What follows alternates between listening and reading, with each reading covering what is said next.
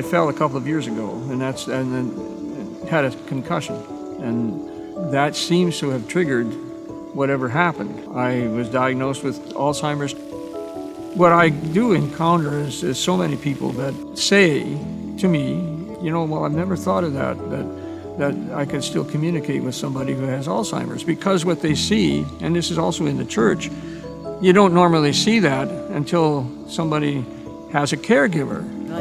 Everybody, we should get tickets. In talking with people was always, I guess a joy for me.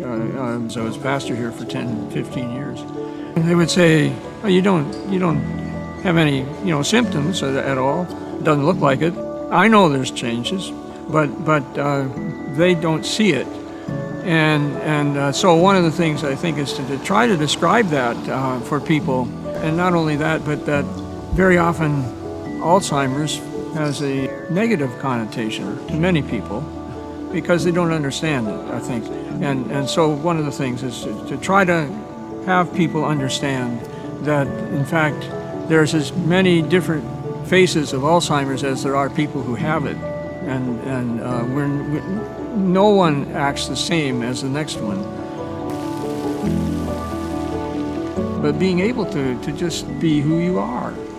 Some things change, yes, but for the most part, we live our lives, but live to the fullest. Do what you can do.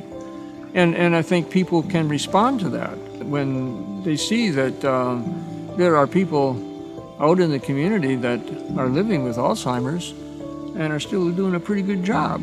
There are other people who think that they don't have anything to share anymore who do have, and I think they should be encouraged to continue to be part of humanity. Keeping your brain active is a lot of things, I think. Reading, for one thing. Dr. Gupta, I think, has really nailed it for me, and that is that I used to think, and as most people think, that your brain, once it begins to deteriorate, you're done. It doesn't come back. No, he says, no, it may not come back.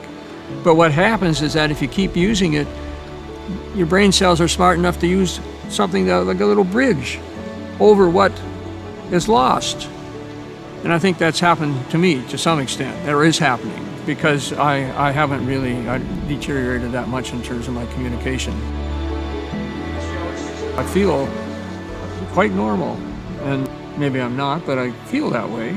And if you can feel that way, you can communicate it to others. And don't give up. Don't give up.